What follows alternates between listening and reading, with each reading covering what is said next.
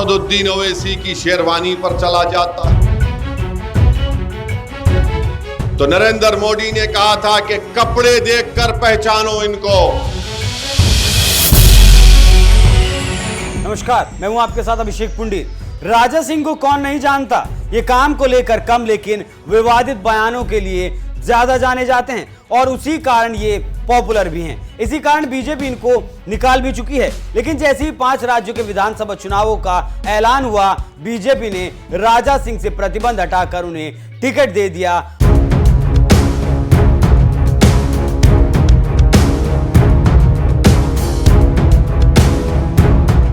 तेलंगाना में विधानसभा चुनावों की घड़ी नजदीक आ गई। इसी के साथ राज्य में अल्पसंख्यकों को लेकर सियासत भी काफी गर्म है। गोशा महल से बीजेपी के उम्मीदवार टी राजा सिंह ने ओवैसी भाइयों पर जबरदस्त हमला किया है और ओवैसी को टी राजा ने नकली मुसलमान बता दिया। इससे पहले कांग्रेस ने AIMIM प्रमुख पर निशाना साधा था, वहीं ओवैसी ने भी सोमवार को कांग्रेस पर हमला बोला। अब बीजेपी ने कांग्रेस और AIMIM दोनों को घेरा है। एक टीवी चैनल आज तक से बात करते हुए राजा सिंह ने कहा, मैं एक बात पर ध्यान दे रहा हूं। 2018 में अल्पसंख्यक वोट को ओवैसी ने TRS को बेच दिया और उससे पहले उन्होंने इसे कांग्रेस को बेच दिया था। असदुद्दीन ओवैसी और अकबरुद्दीन ओवैसी डुप्लीकेट मुसलमान हैं। मैं अपने गोशा महल निर्वाचन क्षेत्र में हर समुदाय के लिए काम करता हूं।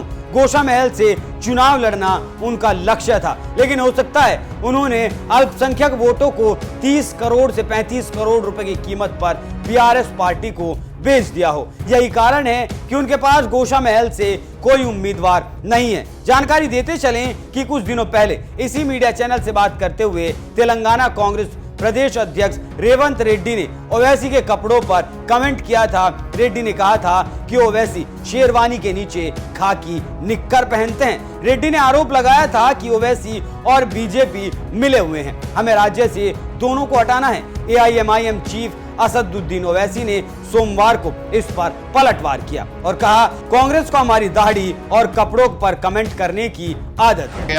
तो कल किसी ने एक अच्छा बताया कि कांग्रेस के गांधी भवन पर मोहन भगवत का कब्जा हो चुका है। मोहन भगवत जैसे चाहे तेलंगाना की कांग्रेस को चलाएंगे। जब हम ये बात करते हैं तो कांग्रेस का सदर क्या कहता है, असदुद्दीन ओवैसी की शेरवानी पर चला जाता है। असदुद्दीन ओवैसी की शेरवानी पर चला जाता है।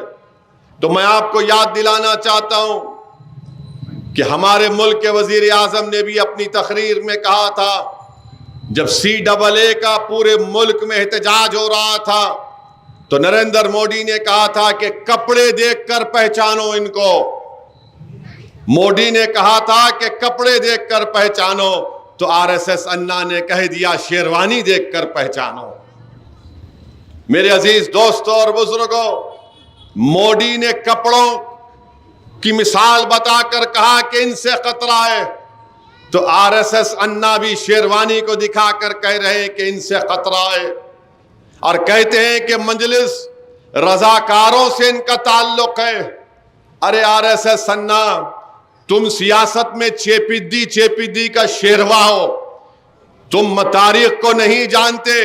अरे तुम तेलंगाना में दुर्रलू की सियासत कर रहे हो। रेड्डी गारू, दुर्रलू तो तुम हो। अरे मजलिस का ताल्लुक कोई रजाकारों से ना था ना कभी है।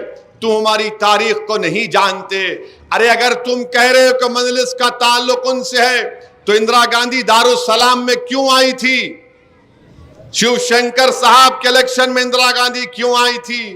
अगर तुम कपड़ों को निशाना बना रहे हो तो मालूम हुआ कि तुम नफरत करते हो शेरवानी टोपी पहनने वालों से। तो सुन लिया आपने क्या कह रहे हैं ओवैसी साहब।